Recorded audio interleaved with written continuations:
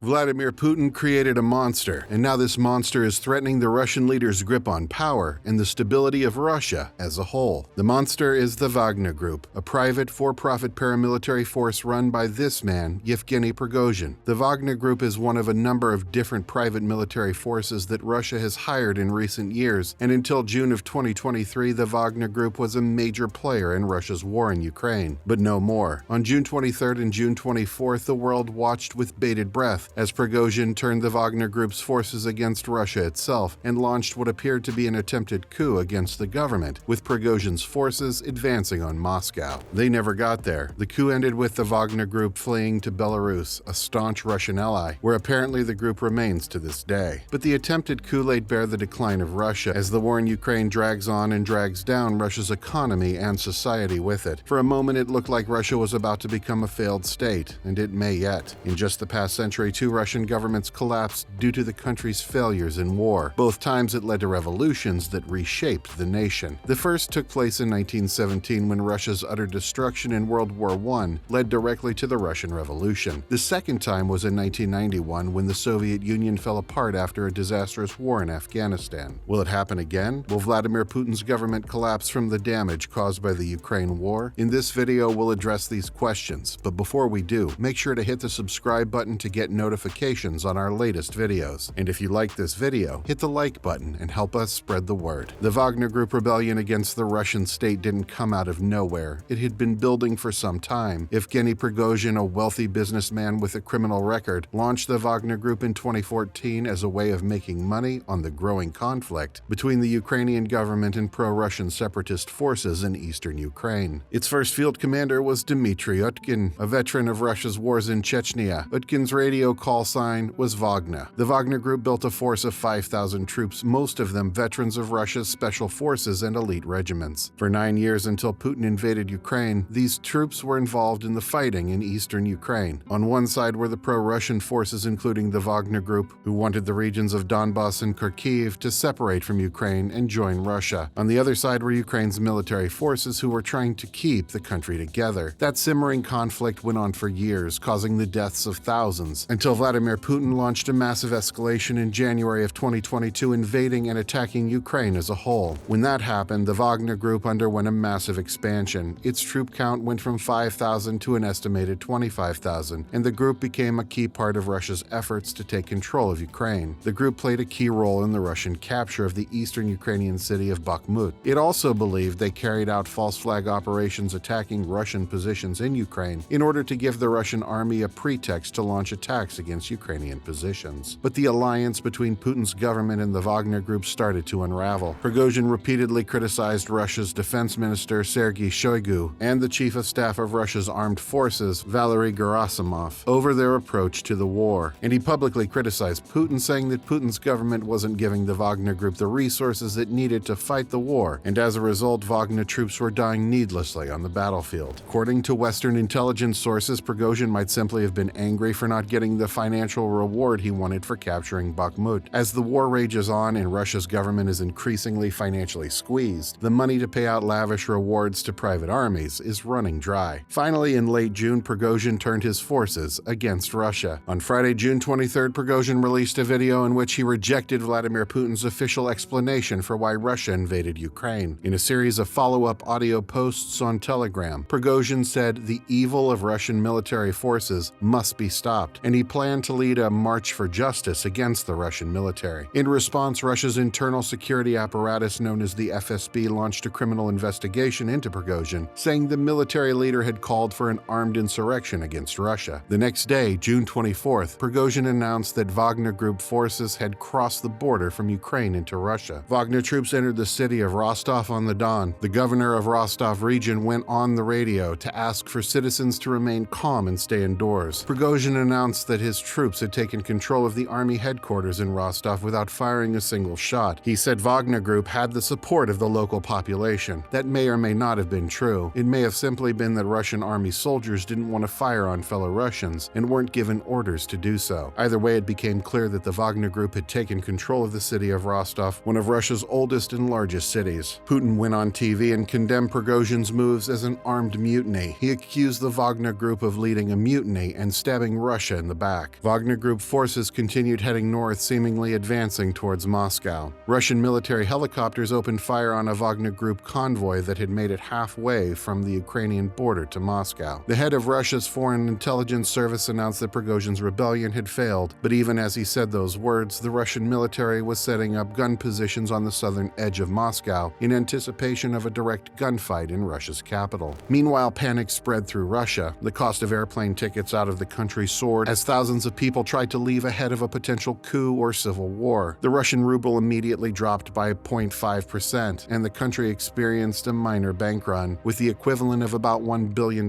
being pulled out of accounts during the rebellion. Within a month, the ruble lost 4% of its value since the rebellion. But before Wagner troops reached the city, the office of Belarusian President Alexander Lukashenko announced it had brokered a deal with the rebel group, under which Prigozhin's troops would break off their rebellion against Russia and head to Belarus. Under the deal, Prigozhin would be spared prosecution and prison so long as he stayed in Belarus. Prigozhin and his Wagner fighters withdrew from Rostov and headed to Belarus, a country on Russia's western flank between Russia and Poland. As far as anyone knows, they remain there to this day. The Wagner Group rebellion failed, but it exposed the weakness of the Russian state after a year and a half of fighting a war in Ukraine, where Russia is fighting a Ukrainian army that has been heavily fortified by Western money and weapons. To those who are familiar with Russian history, this is all starting to look familiar. Twice in the past century, the Russian state has collapsed as a result of a war it could not win and the damage that war did to the Russian people. The pattern goes like this. Russia gets involved in a war it's unprepared to fight. The Russian economy is destroyed in the war. The Russian people suffer and become increasingly frustrated with their government. Eventually, an event happens that is the trigger for the collapse of the Russian state. A new regime takes control and a new state rises out of the ashes. It happened first in World War I. The forces of Russian Tsar Nicholas II went into the war thinking that they could easily defeat Germany. But German forces were superior, and they destroyed Russia's infrastructure, including the rail lines that brought supplies into the cities. People in Russian cities began to starve. They froze without coal or gas in the long Russian winter. Localized riots and rebellions against the Tsar began breaking out. The trigger point came when Vladimir Lenin, leader of the Bolshevik communists, returned to Russia from exile in Switzerland. When Lenin stepped off the train at Finland Station in St. Petersburg, he was greeted with armed supporters ready to fight, and the Russian Revolution was on. Within a year, the Russian Empire was over and the USSR was born. The second time it happened was in the 1980s when Russia went to war in Afghanistan. With the help of US weapons and money, the Afghani Mujahideen resisted Russian occupation and caused massive casualties among Russian troops. As body bags filled with young Soviet men came home from Afghanistan year after year, the population of Russia and other Soviet states became increasingly disillusioned. The authority of the Soviet government began to erode. The trigger point came in 1991 when the Baltic states of Latvia, Lithuania, and Estonia declared independence from the Soviet Union. That triggered a wave of rebellions by other Soviet states, and pretty soon the USSR was no more. Out of the rubble, the modern Russian Federation was born. Today, we may be on the precipice of yet another such moment. The Wagner Group rebellion may not have been the trigger point that ends Putin's regime, but all the same, the foundations for such a trigger point are being laid as the Ukraine war drags on. Russia's economy is suffering thanks to strict sanctions imposed on it by Western countries. Russia's government has long been dependent on oil and gas revenues, and in the first half of 2023, those revenues collapsed by 47%. Russia's government is now running a deficit of 2 to 3% of GDP per year. That's not a huge deficit compared to some other countries, but until the Ukraine war, Russia had been running huge budget surpluses. Those are all gone, and if the current trend line continues, the country's government could become insolvent in the coming years. This is thanks in large part to Europe's quick pivot away from being dependent on Russian energy and the G7 countries' imposition of a price cap on Russian oil at around $60 per barrel, well below the going rate for oil on the global markets. Russia is being forced to sell its oil to the world at a deep discount. Meanwhile, the West's bans on doing business with Russia has caused a record outflow of money from the Russian economy. In 2022, the equivalent of $239 billion flowed out of Russia, the highest capital outflow from the country ever. Starved of revenue, the Russian government has been raising taxes on its biggest industries and its most powerful oligarchs. Those high taxes are making many of Russia's most powerful people angry with Putin. The Russian president is losing support among the only people who count in Russia's oligarchic system, the rich and the powerful. One of Russia's most powerful and prominent oligarchs, Oleg Deripaska, has been criticizing Putin's tax hikes, going so far as to say that Putin's draining of the Russian economy for his war in Ukraine Ukraine is hurting the country even more than Western sanctions. Debacle warned earlier this year that Russia could effectively run out of money by 2024. All this is causing wealthy Russians to take their wealth out of the country. It's not easy these days because Russia has just about banned the conversion of Russian rubles to other currencies, but there are still ways it can be done. Russian oligarchs are putting their wealth into crypto, particularly stable coins tied to the value of the US dollar. Through stablecoin transactions, they've been able to transfer billions of dollars of wealth out of the country, impoverishing Russia. For the Russian people, this is translating into hardship. Russians are increasingly having trouble buying consumer goods. With trade with Western countries banned, car sales in Russia have collapsed by 75%. Home prices have dropped by double-digit percentages in most markets. A labor shortage caused by men being drafted into the army is slowing down production of goods. If the situation continues like this, we could see a repeat of the public anger that has taken down 2 Russian states in just the past century. However, this time around there is one element that's very different, and that is China. Unlike in previous eras, China is now a major player on the world stage, and it's increasingly clear that the country, led by President Xi Jinping, is on Russia's side in this conflict. China is buying enormous amounts of Russian oil and gas and enjoying a deep discount compared to global market prices. Earlier this year, Chinese imports of Russian oil hit an all-time high, and Russia is now China's largest supplier of petroleum. China is also helping Russia with its lack of access to Western consumer goods. It's flooding Russia's market with Chinese-made cars. Chinese car brands have seen sales in Russia soar by 540% in 2023 compared to 2022. But maybe most importantly, it's becoming clear that China is helping Russia militarily in the fight against Ukraine. The US government recently declassified a report from the Office of the Director of National Intelligence, saying that China is sending equipment to Russia that can be used by the military. The report states, China is providing some dual-use technology that Moscow's military uses to continue the war in Ukraine, despite an international cordon of sanctions and export controls. The customs records show Chinese state-owned defense companies shipping navigation equipment, jamming technology, and fighter jet parts to sanctioned Russian government-owned defense companies.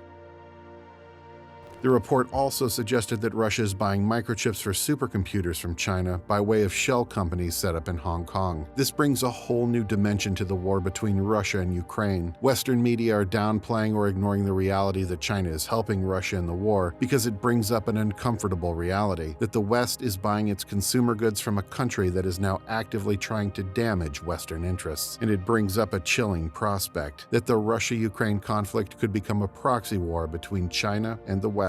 If that's the case, Ukrainians and Russians alike could suffer for a long time in a war that has no easy resolution. If you like this video, please hit the like button and help us spread the word about our channel. And don't forget to subscribe to get notifications about our latest news and analysis. In the meantime, check out one of these videos here to learn more. Thanks for watching.